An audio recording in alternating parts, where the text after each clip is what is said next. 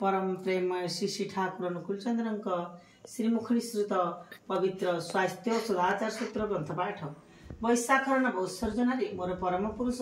जी पुराण धनी कुलमालिक परम पिता तांको निकटरे यहाँ ही एकांत प्रार्थना प्रति प्रत्येक जपरी निरोग निरापद धीमान श्रीमान कुशल कौशली पराक्रमी क्रियमाण सुस्थ सबल चिराय होई बंची रहती आउ मोर कातर प्रार्थना ही श्री मंजूर करते। स्वास्थ्य सदाचार सूत्र तुमर अंतस्थ जीवन स्पंदन जेपरी तात्पर्य नहीं चलुछि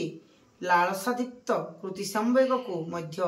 तदनुग समतार बांधि नहीं जहा करिवार कर